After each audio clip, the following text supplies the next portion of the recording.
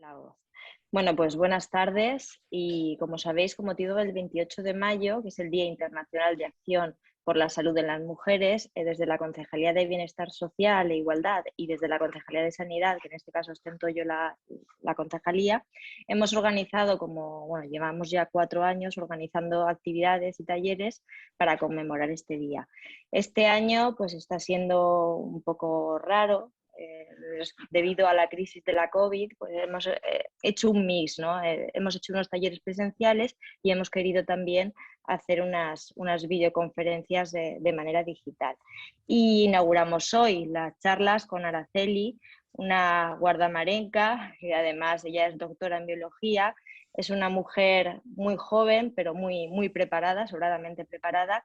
Está actualmente es investigadora postdoctoral en el Instituto Maimónides de Investigación de Biomédica de Córdoba. Es actual miembro de la Asociación de Divulgación Científica de Alicante y miembro de la Junta Directiva de la Asociación de Mujeres Investigadoras y Tecnólogas de España. Y hoy va a darnos, tenemos el placer de escucharla y nos va a dar la charla digital Ni tan iguales ni tan diferentes. Corrígeme si me equivoco, Araceli, es una charla que cuenta la perspectiva de mujer, tanto por su experiencia a nivel profesional, como también evidentemente médica, digamos, porque ella se dedica a esto, y también va a hablarnos del sistema inmune de las mujeres en diferentes etapas de nuestra vida y muy de actualidad también en la COVID, en la crisis de la COVID-19.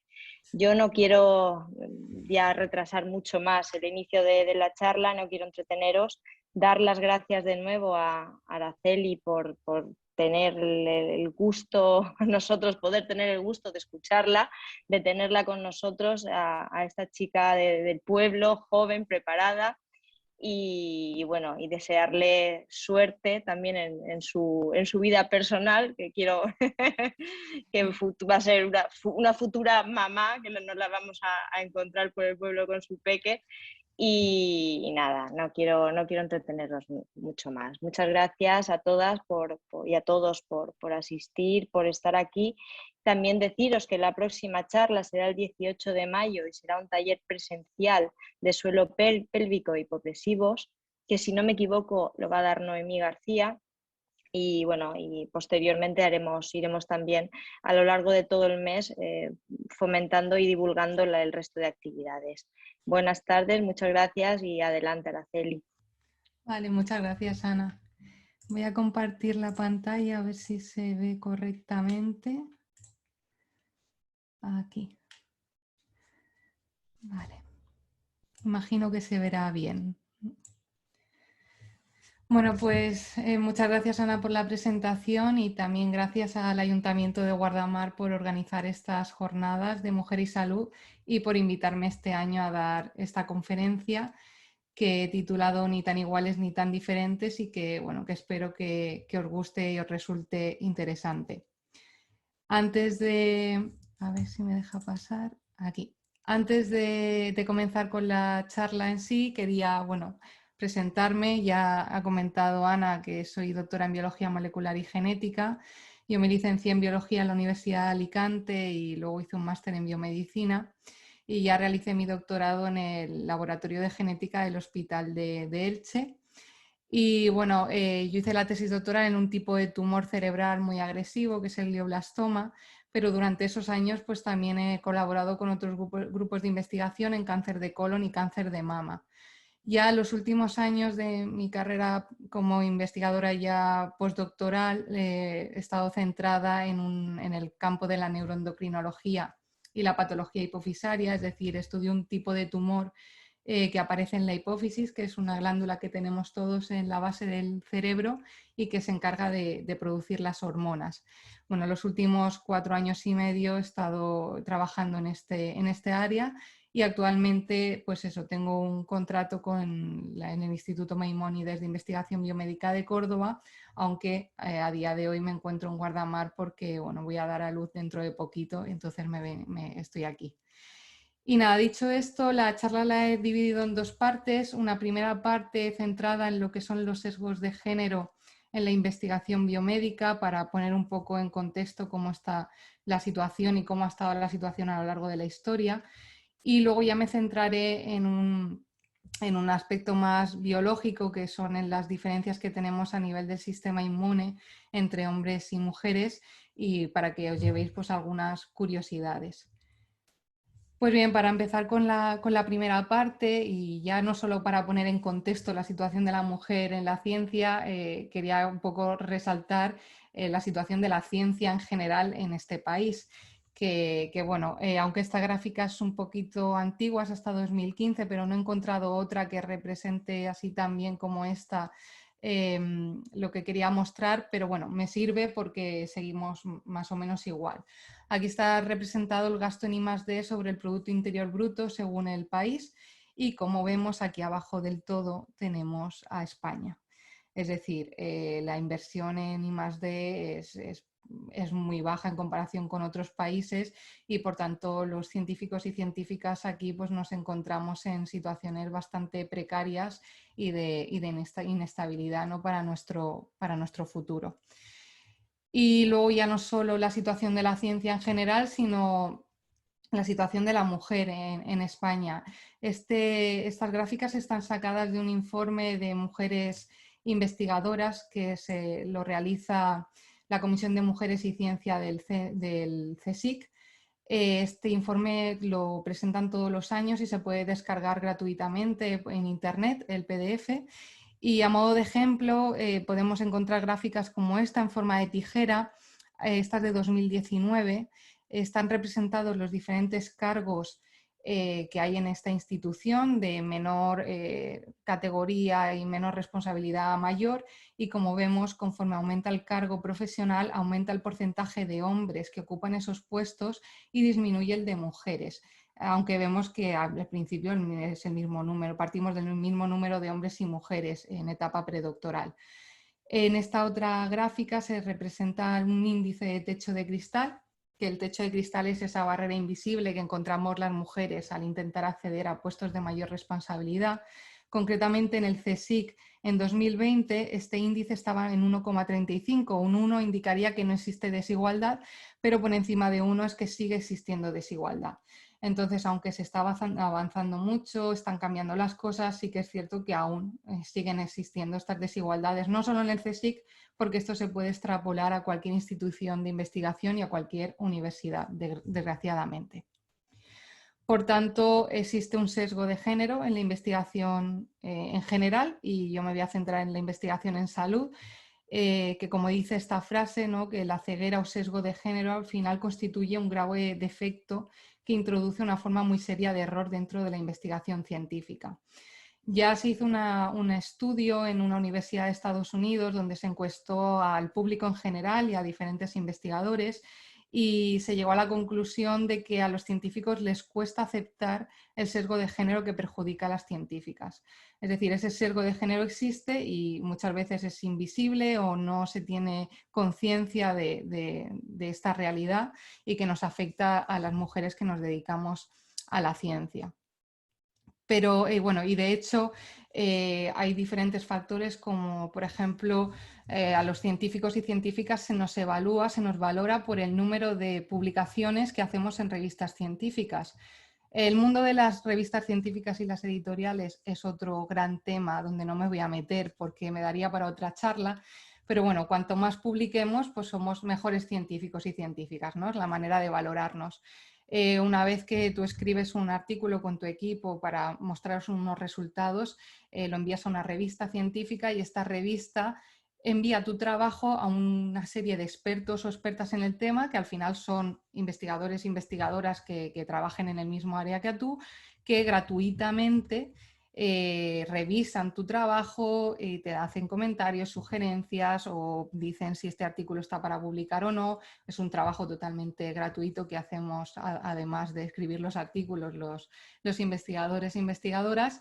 Y lo que se ha visto es que en la mayoría de las revistas, incluso hay revistas que hablan de un 80% más de hombres que revisan los artículos que de mujeres. Ya de por sí las revistas suelen enviar estos artículos a muchos más hombres que mujeres. Luego, además, a la hora de asistir a los congresos, siempre se invita mucho más a hombres a dar conferencias e incluso a la hora de recibir premios de investigación, pues se dan mucho más premios a hombres que a mujeres. Esto se ve muy claro en el tema de los premios Nobel, donde la representación de las mujeres es solo de un 3% de mujeres premiadas desde que existen los premios Nobel. Por lo tanto, bueno, esto es una realidad que a día de hoy sigue existiendo. Pero bueno, al final los sesgos de género no solo nos afectan a las científicas que nos dedicamos a esto, sino en el tema de la medicina en general, afecta a todas las mujeres.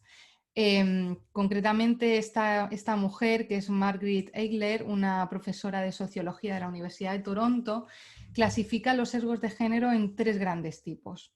Ella habla de androcentrismo, es decir, es al final adoptar una perspectiva masculina en cualquier investigación o análisis, y concretamente una perspectiva de varones blancos occidentales de clase media, que es donde se han hecho la mayoría de las investigaciones, ¿no? Utilizando este grupo de personas.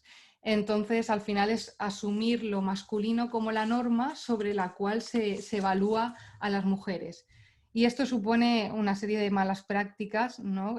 Como por ejemplo en el tema de las enfermedades cardiovasculares, porque siempre se ha asumido que los síntomas de un ataque al corazón, por ejemplo, son iguales entre hombres y mujeres, pero al final la evidencia ha demostrado que no, que se pueden presentar síntomas diferentes. ¿Qué ocurre? Pues que al final el diagnóstico de un ataque al corazón en una mujer es mucho más tardío y muchas veces está subestimado, ¿no? Entonces son al final malas prácticas que se dan por asumir esta perspectiva masculina en la investigación médica. Luego también habla de la insensibilidad de género, es decir, no tener en cuenta el sexo como variable en contextos donde realmente son significativos. Entonces, al final esto nos da una realidad incompleta y que está distorsionada. Por ejemplo, hay estudios donde no se analiza por separado el sexo y donde sí que debería de hacerse, porque, por ejemplo, en el caso del consumo del tabaco se ha visto que hay mucha más prevalencia de hombres que consumen tabaco que de mujeres, y por lo tanto en cualquier análisis se tiene que tener en cuenta estas diferencias con respecto al sexo, que muchas veces no se tienen en cuenta y por lo tanto los resultados son incompletos. O por ejemplo la descontextualización, es decir, no tener en cuenta el contexto social, histórico, económico donde se desenvuelven estas relaciones entre hombres y mujeres. Esto ocurrió, por ejemplo, con el SIDA. En la primera década de la epidemia, se pensaba que no afectaba a las mujeres porque se partía de una definición de que la enfermedad solo afectaba a hombres homosexuales que consumían drogas, etc. Cuando se empezó a tener en cuenta el contexto de la epidemia, se empezaron a ver otra serie de factores de riesgo para la infección que obviamente afectaban también a mujeres, ¿no? Y luego ya por último habla de los dobles estándares, que sería un poco lo opuesto a la insensibilidad de género, es decir, es crear diferencias donde no las hay, es llevar a los sexos a lo opuesto cuando realmente son situaciones similares. Y también es tener en cuenta, tratar los que son los estereotipos y los prejuicios sexistas como si formaran parte de la naturaleza humana y no como construcciones sociales como realmente son. Pues bien, al final todos estos sesgos de género dan lugar a grandes problemas de género en la investigación en salud, con la exclusión de las mujeres de los estudios clínicos y la omisión de género en la salud pública y, por tanto, a un conocimiento limitado y además discutible. En este contexto, buscando la información para preparar esta charla, encontré este libro que, bueno, yo personalmente no he leído, pero creo que puede ser muy interesante, que se titula Mujeres invisibles para la medicina, que responde a preguntas como ¿por qué cuando un hombre acude con dolor torácico a urgencias se le somete inmediatamente a un electrocardiograma y cuando es una mujer quien presenta idénticos síntomas se le da un ansiolítico? O porque una mujer estresada está tachada de histérica y en cambio el hombre padece con toda probabilidad el peso de la responsabilidad. Pues bien, estas son algunas de las preguntas a las que responde este libro. Y bien, al final lo que los investigadores e investigadoras y médicos en general sabemos sobre el diagnóstico, el tratamiento, prevención de las enfermedades nos viene dado por resultados que se han obtenido de estudios realizados en células masculinas, en ratones y en hombres, ¿no? Al final, lo que conocemos de la investigación biomédica está muy centrado en la fisiología masculina, porque históricamente se ha excluido a las mujeres de todos los estudios, por múltiples razones. Una de las razones, la supuesta seguridad de las madres, ¿no? De las mujeres en edad fértil y sus hijos, ¿no? Entonces, al final, pues nos encontramos con este problema. Ya en 1993, el Instituto Nacional de Salud de Estados Unidos ordenó la inclusión de las mujeres en los ensayos clínicos. Hubieron investigadores que obviaron, no tuvieron en cuenta esta orden y no incluyeron a mujeres, y otros que las incluyeron, pero que luego, a la hora de analizar los resultados, no tuvieron en cuenta el sexo y el género en esto. Entonces, al final, no sirvió de nada. Y luego, a la hora de desarrollar fármacos, pues tampoco se tiene en cuenta muchas veces a las mujeres. Entonces, no es raro ver que muchos de los medicamentos retirados del mercado porque han generado una serie de problemas, generan problemas en las mujeres normalmente, porque obviamente no han sido probados antes en mujeres. Y bueno, esto por suerte está poco a poco cambiando. Hay cada vez más políticas para concienciar, ¿no? A los investigadores e investigadoras para que tengan en cuenta el sexo cuando realmente es significativo y para darse cuenta de que en muchas enfermedades, en este caso, pues tenemos diferencias a nivel de manifestaciones clínicas, a nivel de epidemiología y demás. Por tanto, bueno, es importante que poco a poco esto vaya cambiando. Este artículo, que es de 2020, que habla de los sesgos de género en el esfuerzo terapéutico, aquí lo que recalcan, ¿no? Es que hay una aplicación de procedimientos terapéuticos superior en hombres que en mujeres, y que además esta aplicación de los procedimientos terapéuticos sufre una menor demora o espera en hombres que en mujeres, y además que la prescripción de fármacos psicotrópicos, que son pues, ansiolíticos, antidepresivos, fármacos para dormir, es mayor, mucho mayor en mujeres que en hombres. Y por último, este artículo habla sobre la desigualdad de género en los efectos secundarios de los medicamentos, porque a la hora de evaluar estos efectos secundarios muchas veces no se tiene en cuenta el sexo. Ya partimos de que normalmente el peso de los hombres es superior que el de las mujeres y pocos medicamentos se suministran teniendo en cuenta, se dosifican teniendo en cuenta esta variable. Pero no solo eso, sino que a nivel de metabolismo tenemos diferencias y por tanto hombres y mujeres vamos a metabolizar diferente algunos medicamentos. Pues esto obviamente se tendría que tener en cuenta en todas las investigaciones donde se estén desarrollando fármacos. Pero bueno, como digo, todo esto está cambiando e incluso a día de hoy, por ejemplo, a la hora de pedir proyectos de investigación, tanto a nivel de la Comunidad Valenciana como a nivel nacional, internacional, se valora muy positivamente el incluir lo que es la perspectiva de género en la investigación, es decir, que realmente se esté teniendo en cuenta la variable sexo y género, que se estén incluyendo en el estudio mujeres, o incluso también se está valorando positivamente que los equipos de investigación estén formados también por mujeres o que las investigadoras principales sean mujeres. Pues bien, esto es un poco simplemente dar unas pinceladas sobre esta situación que hemos sufrido las mujeres a lo largo de la historia y que, bueno, aún todavía queda mucho por hacer, pero para que os llevéis una idea sobre este tema. Y ya pasando a la segunda parte de la charla, que iba a centrarme sobre todo en el sistema inmunitario, porque ahora también está muy de moda con todo el tema de la pandemia. Y bueno, decir que bueno, el sistema inmune al final es el sistema que nos protege, ¿no? de sustancias nocivas, de gérmenes, incluso de cambios celulares que dan lugar a una enfermedad, como es lo que ocurre con el cáncer, del que luego hablaré también un poco. Es un sistema complejo que está formado por diferentes órganos, diferentes células y proteínas que interactúan entre sí y que tienen una comunicación constante para dar una respuesta inmunitaria eficiente. Este sistema inmunitario, ¿cómo se activa? Bueno, primero hay que saber que tenemos realmente dos sistemas inmunitarios, ¿no? que actúan uno detrás del otro. Tenemos un sistema inmune innato y uno adaptativo. El innato, que está formado por determinados tipos de células que cada una tienen su función, es el primero que actúa. Es decir, hay células de este sistema inmune innato que van recorriendo todo nuestro organismo vigilando de que no haya nada extraño en él. En el momento en el que detectan algo extraño, atacan a este patógeno y además generan una respuesta, una comunicación con otras células para que vayan al lugar de la infección para crear una barrera física e impedir que la infección se vaya expandiendo por el resto del organismo.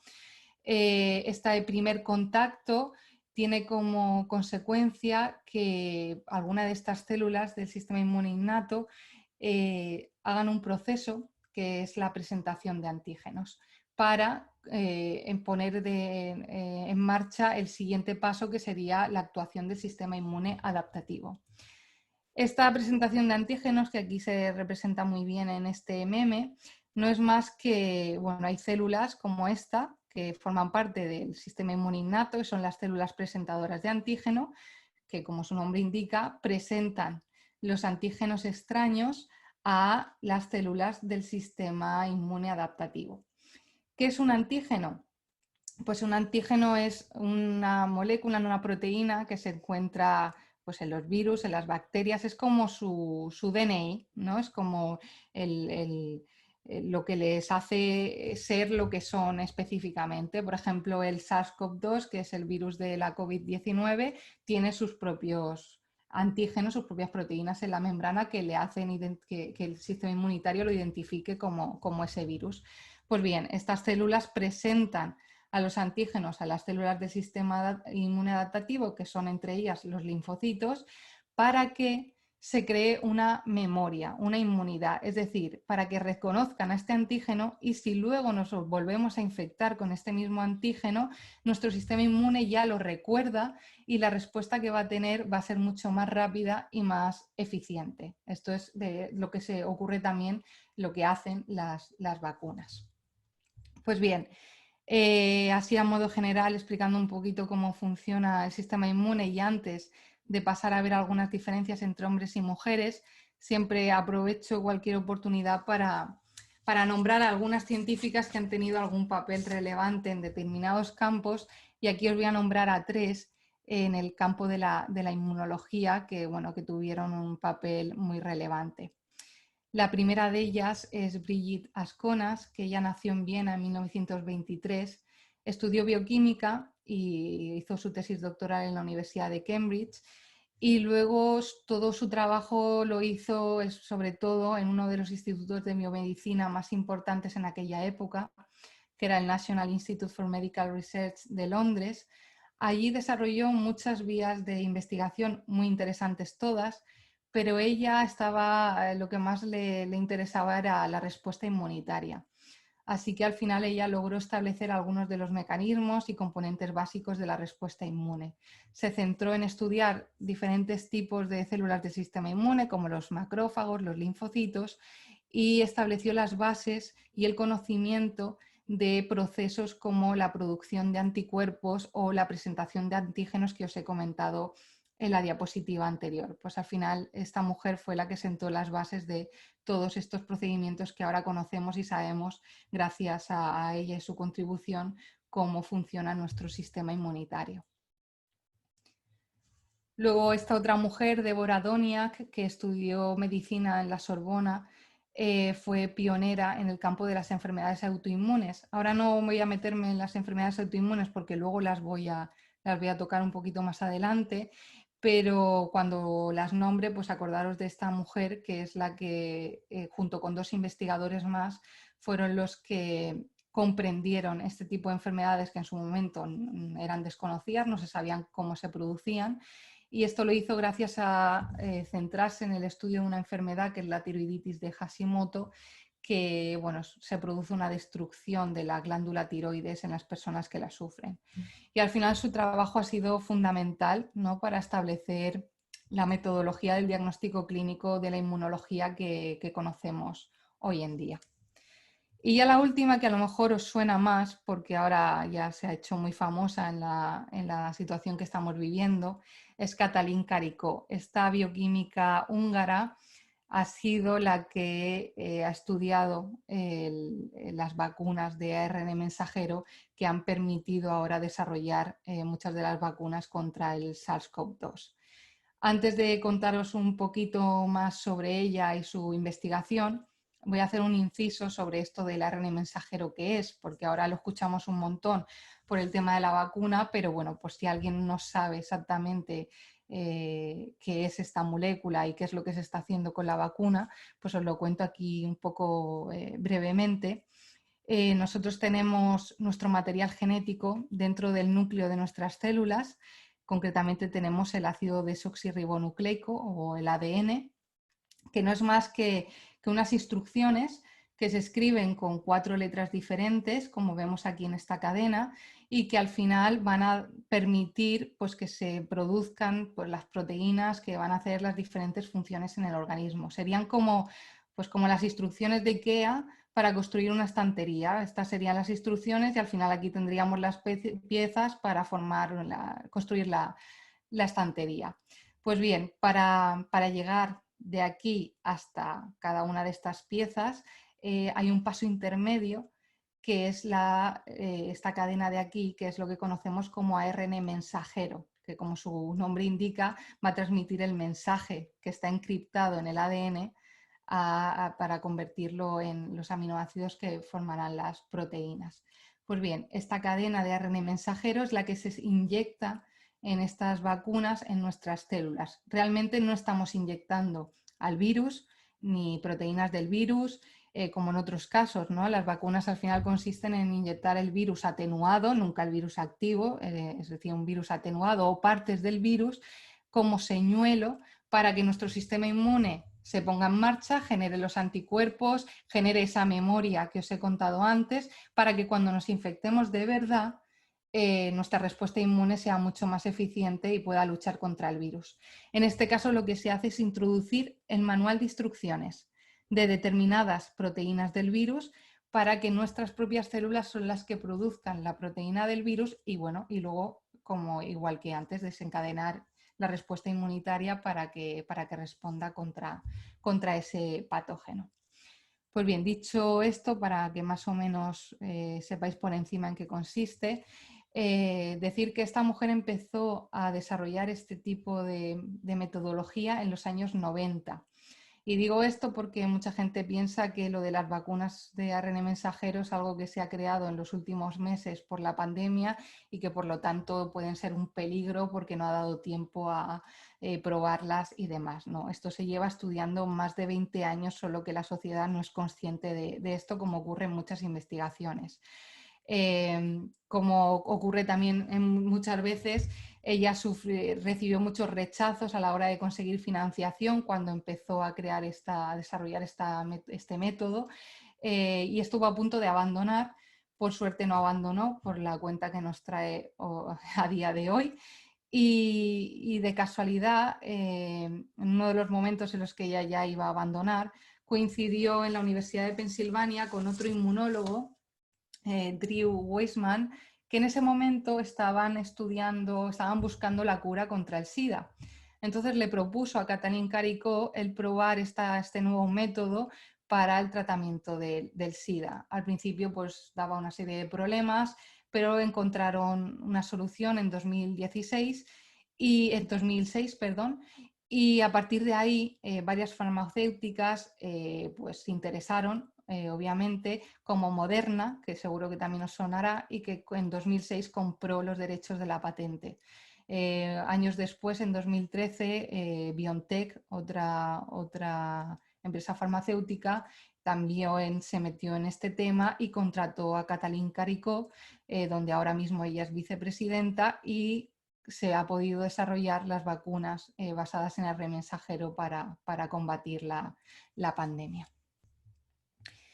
Pues bien, ya que os he hablado de 3 mujeres simplemente para que os suenen, y ya metiéndome en algún tema más de curiosidad sobre el sistema inmunitario, que yo creo que es un sistema muy, muy interesante, la primera diferencia que podemos encontrar en las mujeres es en el tema del embarazo. ¿Por qué?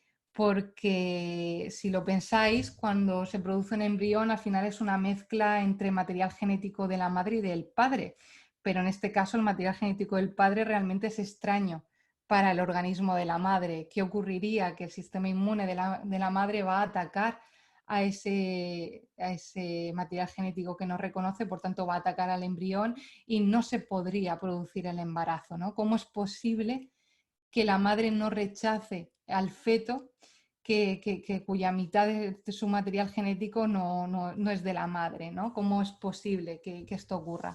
Pues bien, para que esto se pueda producir tiene que existir lo que llamamos tolerancia materna.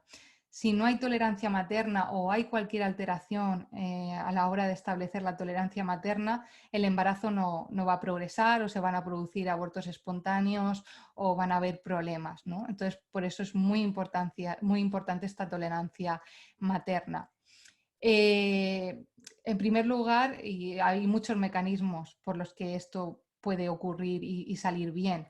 Entre ellos, incluso antes de la concepción, en lo que es el tracto femenino, en el momento en el que el líquido seminal entra en contacto con el tracto femenino, se producen una serie de transformaciones. Llegan células del sistema inmunitario de la madre, llegan elementos inflamatorios a esa zona y reconocen los antígenos paternos que se encuentran en el líquido seminal. Es el primer contacto entre el sistema inmunitario de la madre contra esos antígenos que luego van a formar parte del feto. Entonces se genera una transformación donde las células se vuelven tolerantes, es decir, van a tolerar que ese antígeno esté ahí y no lo van a atacar, ¿vale?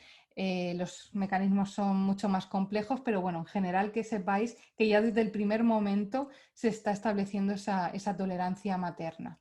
Y luego hay un órgano que yo creo que es, vamos, es asombroso, que es la placenta, que es un órgano que solo aparece en el embarazo y luego desaparece.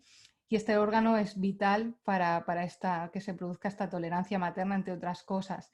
En esta figura, la placenta al final tiene 2 partes. Tiene una parte que está formada por las células del feto a través del cordón umbilical, todo esto de aquí, estas células de aquí.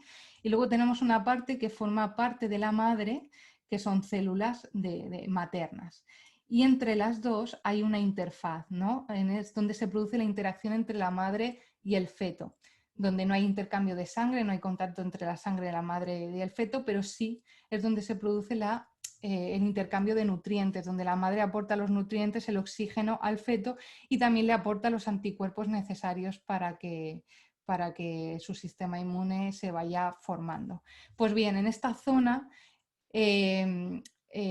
primero tenemos una serie de células que protegen al feto del ataque que podría suponer el sistema inmunitario de la madre, pero no solo eso, sino que como tenemos diferentes tipos de células en nuestro sistema inmune, unas que tienen un papel más de atacar y otras que tienen un papel más de suprimir, ¿no? De mantener un equilibrio, pues simplemente van cambiando las proporciones de unas células y de otras para que al final se cree un ambiente tolerante que no ataque al feto. Todo esto se produce en la placenta.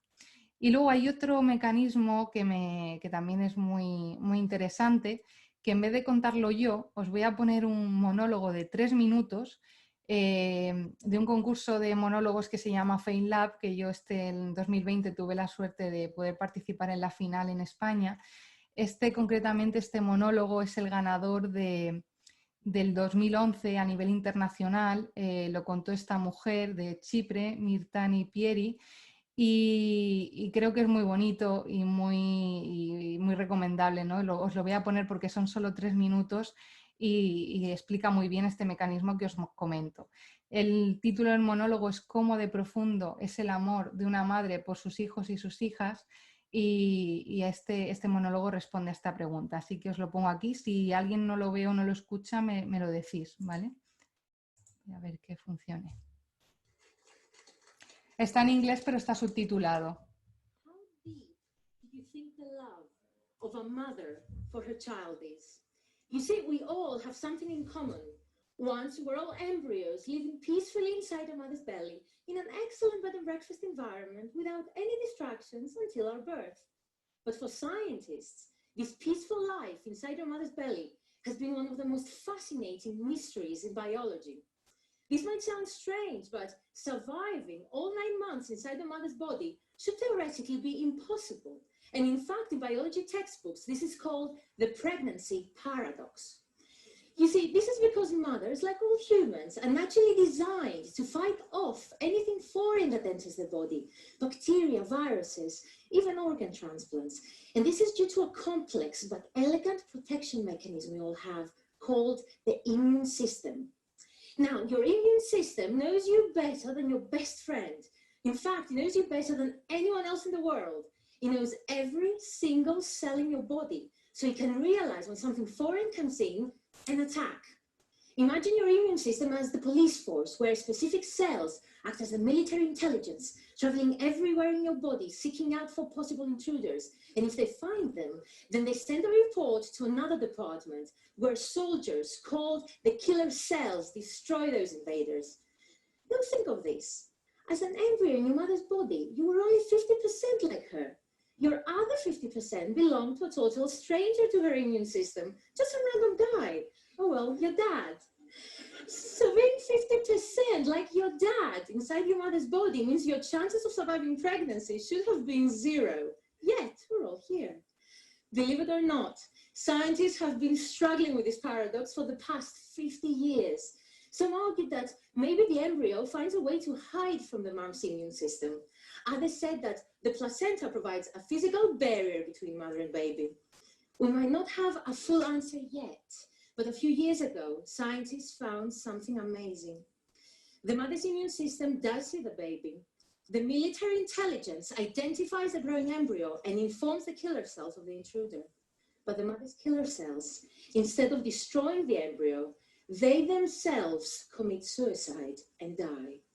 So in the particular area in the belly where baby and mother meet and shake hands, the mother destroys her own immune system for the sake of her growing baby. And this is taking the love of a mother for her child to a whole new molecular level. And that's how deep the love of a mother for her child is. Thank you. Bueno, pues este es otro de los mecanismos que, vamos, yo creo que esta mujer lo explica muy bien, realmente bien, que es lo que se llama técnicamente la apoptosis celular, es decir, las células sufren un suicidio para no atacar al feto. Pues bien, en cuanto al embarazo, esto es lo que os quería contar y ahora también quería hablar con el tema del COVID, que ahora está tan de moda, porque lo que se está viendo es que, aunque el número de casos es similar entre hombres y mujeres, sí que es cierto que hay una mayor mortalidad en hombres. Esto es lo que se está viendo en los últimos informes. En esta gráfica están representados diversos países como España, que están representados por los diferentes colores de las barras, y representa un ratio entre hombres y mujeres, ¿no? Un ratio de 1 indica que no hay diferencias entre hombres y mujeres, como vemos en el número de casos. Es decir, al final el virus va a infectar a hombres y mujeres por igual. Pero sí que es cierto que en el caso de hospitalizaciones vemos un aumento en el número de hombres hospitalizados, concretamente un 50% más de hospitalizaciones de hombres que mujeres. En el caso de casos en la UCI es aún mayor, de entre 3 y 4 veces más ingresos de UCI en hombres que mujeres. En general, una mayor mortalidad en hombres y una tasa de letalidad del virus mayor también. Además, los hombres tienen más susceptibilidad de desarrollar enfermedades respiratorias graves tras esta infección. Aquí también está representado por franjas de edad. Sabemos que la edad es un factor de riesgo para esta enfermedad, que afecta tanto para hombres como para mujeres, pero sigue habiendo también una mayor prevalencia en hombres, aquí representado en color azul, que en mujeres. ¿Por qué ocurre esto? Pues bien, nos tenemos que ir al sistema inmunitario. En primer lugar, por los genes. Somos genéticamente diferentes y bueno, los genes, tenemos en torno a unos 20.000, 25.000 genes en el organismo, que no todos están funcionando a la vez en todas las etapas de nuestra vida, ¿no? Entonces, entre hombres y mujeres existen diferencias. Estas diferencias se dan sobre todo porque tenemos cromosomas sexuales diferentes. Es decir, todo el material genético, para que quepa dentro del núcleo de nuestras células, se tiene que compactar. Cuando se compacta, forma lo que conocemos como los cromosomas.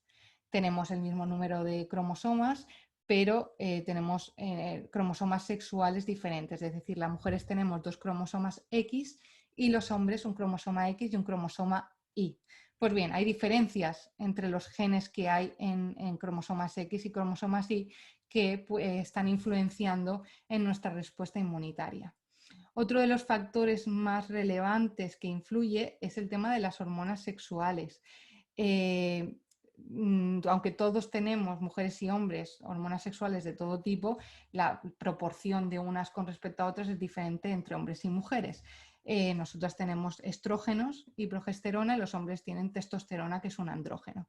Pues bien, los estrógenos son hormonas que activan al sistema inmunitario, es decir, actúan como, pues eso, activando la respuesta inmunitaria. Sin embargo, la testosterona actúa inhibiendo, suprimiendo ese sistema inmune en general. ¿Vale? Esto tiene sus ventajas y sus desventajas, como todo, pero que estas hormonas sexuales están influyendo en nuestro sistema inmunitario. En general, las mujeres respondemos mejor ante infecciones por virus, bacterias, y tenemos una mayor respuesta de anticuerpos y respondemos mejor a las vacunas. Y esto puede estar influenciando lo que está ocurriendo con la enfermedad de COVID-19, entre otras cosas. Y más específicamente con respecto al COVID, los últimos estudios están viendo que obviamente el virus, para poder entrar a las células humanas, necesita de otros elementos que permitan que entre ese virus dentro de la célula. Concretamente, el SARS-CoV-2 necesita esta proteína de aquí, que se llama AC2, y necesita unirse a esta proteína para entrar dentro de las células e infectarlas. Pues bien, se ha visto que los estrógenos disminuyen la cantidad, ¿no? la cantidad de estas proteínas en las membranas de las células. Es decir, las mujeres tendríamos como menor cantidad de esto. ¿Esto qué supone? Pues que es más difícil que el virus entre, ¿no? Además, hay otros mecanismos. Todo esto aún tiene que seguir investigándose, porque no hay conclusiones pues que sean al 100% seguras. Todavía se necesita investigación, pero que puede ser uno de los motivos por lo que, pues, estas gráficas que os he comentado antes. Y bueno, y como todo tenemos un sistema inmune muy activo, que funciona muy bien y que reacciona muy bien, pero esto tiene su desventaja. ¿Cuál es la desventaja? Las enfermedades autoinmunes. Las enfermedades autoinmunes se dan en un 80%, o sea, el 80% de las enfermedades autoinmunes se dan en mujeres. Hay una diferencia bastante abismal. Como en el lupus, vemos aquí la barra de la prevalencia en mujeres con respecto a hombres, o enfermedades de la tiroides, o la artritis reumatoide, o la esclerosis múltiple, se da siempre más en mujeres que en hombres. ¿Qué es esto de una enfermedad autoinmune? Pues bien, el sistema inmunitario se supone que actúa atacando todo lo que es extraño al organismo, pero hay veces que se equivoca. Y cuando se equivoca, puede atacar a las propias células de una persona. Y esto es la base de las enfermedades autoinmunes que, como os he comentado, esta mujer descubrió en aquella época. ¿Por qué? Pues volvemos a lo mismo. Volvemos a la genética y a los cromosomas X e Y, porque los cromosomas X son mucho más grandes que el cromosoma Y, por ejemplo. De hecho, los cromosomas X tienen en torno a 800, 900 genes, mientras que el cromosoma Y tiene solo entre 50 y 60. ¿Qué supone esto? Pues que a mayor cantidad de material genético, más predisposición a que haya mutaciones. Entonces, las mujeres tenemos más predisposición a que haya mutaciones que al final nos puedan generar el desarrollo de una enfermedad autoinmune. Y luego, lo mismo, las hormonas, porque al final el tener un sistema inmunitario extremadamente activo al final puede llegar a provocar estas alteraciones que al final hagan que nuestro sistema inmune nos ataquen a nosotras mismas. Y bueno, ya por último, simplemente comentar concretamente en el campo del cáncer, que es donde yo he trabajado la mayoría de los años que me he dedicado a la investigación, que obviamente tiene mucho que ver también el sistema inmunitario. El cáncer, si no lo sabéis, es un conjunto de enfermedades, no es solo una enfermedad, por eso es tan compleja. Es un conjunto de enfermedades que al final lo que ocurre es que las células se empiezan a descontrolar, empiezan a crecer sin ningún control, son capaces de evadir al sistema inmunitario, son capaces de metastatizar, de llegar a otros órganos y formar metástasis, de crear sus propios vasos sanguíneos para seguir nutriéndose, para crecer. Bueno, al final son células que se vuelven monstruos, ¿no? Y que van creciendo. Como he hecho antes, también quería nombrar por encima 2 mujeres que han contribuido mucho en el campo del cáncer. Hay muchísimas más, obviamente, entre ellas María Blasco, que seguro que suena más, pero bueno, para contar 2 que a lo mejor os son desconocidas, por lo menos para mí lo eran, es Marie Claire King. Ella estudió matemáticas, pero luego hizo genética, se especializó en genética. Ella es la que descubrió el gen del cáncer de mama, el BRCA1, que a lo mejor os suena. Todos y todas tenemos este gen. El problema es cuando tenemos mutaciones en este gen que nos pueden predisponer a tener un cáncer, en este caso de mama o de ovario, que es lo que al final se encontró. Ya no solo es este descubrimiento el que hizo ella con su equipo tan relevante, no fue solo eso, sino que tuvo mucho más impacto porque en aquella época no se pensaba que la genética podía influir tanto en desarrollar una enfermedad. Entonces, al final, gracias a este descubrimiento y al ver que efectivamente un solo gen podría, en este caso, predisponer al cáncer de mama de manera tan dramática, pues cambió toda la visión que se tenía sobre la genética y su papel en las enfermedades. Y luego esta otra mujer, Jane Cook Wright, ella fue pionera en el estudio y el tratamiento del cáncer y destacó porque contribuyó a la quimioterapia y desarrolló las técnicas que han permitido probar muchos de los fármacos para tratar los tumores, ¿vale? Entonces, bueno, comentar 2 de ellas que han tenido relevancia en este campo. Y ya con respecto a hombres y mujeres, pues tenemos diferencias en el tipo de tumores que más nos afectan. Como veis aquí es el mapa, representan los tipos de cáncer más prevalente en hombres en el mundo y vemos que el más prevalente con diferencia es el cáncer de próstata, que en color azul, seguido del cáncer de pulmón en color lila. El panorama cambia cuando hablamos de mujeres. El más prevalente con diferencia es el cáncer de mama, seguido de cuello de útero. Pero no solo hay diferencias en el tipo de tumor que más nos afecta a hombres y mujeres, sino que vemos que hay una mayor incidencia en hombres que en mujeres, salvo algún tipo de tumor específico, pero en general, y que hay una menor supervivencia en hombres que en mujeres. ¿Por qué sigue ocurriendo esto? Pues volvemos a lo mismo. En primer lugar, también por las construcciones de género, es decir, también se ha visto que los hábitos son menos saludables en general en hombres que en mujeres. Los hombres tienden a consumir más alcohol y tabaco que las mujeres y esto al final va a contribuir a que pueda aparecer un cáncer o el desarrollo del cáncer, pero este no es el factor único, ¿no? Si quitamos este factor sigue ocurriendo lo mismo, que hay mayor incidencia en hombres y mayor mortalidad en hombres. ¿Por qué? Volvemos a las diferencias genéticas. Hay muchos genes llamados oncogenes, es decir, genes que pueden predisponer a la transformación de células cancerígenas que se encuentran en el cromosoma Y. Y luego también a las hormonas sexuales que también están influenciando. Por ejemplo, en el tipo de tumor que yo estudié en la tesis, el glioblastoma, ya existe una predisposición genética en los hombres de que tienen más predisposición a que unas células concretas de su cerebro se transformen en malignas, ¿no? Hay más predisposición en hombres que en mujeres.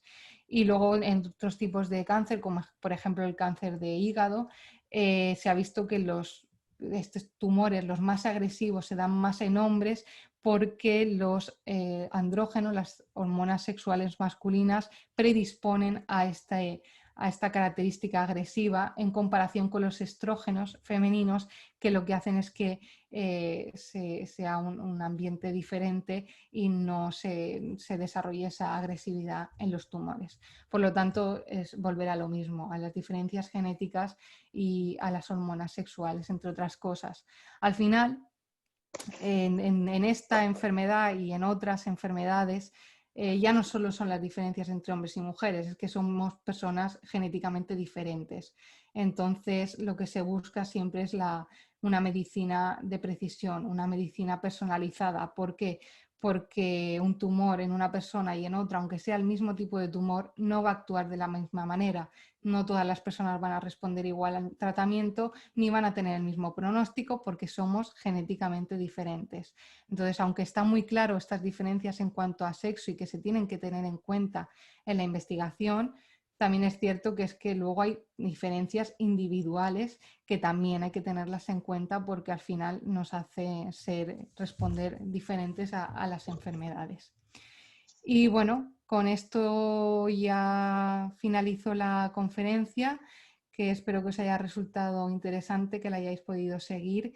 Y nada, cualquier duda, comentario, pregunta o lo que sea, pues la contesto ahora si a alguien le interesa saber algo más. Y nada, muchísimas gracias por escucharme. Gracias a ti, Araceli.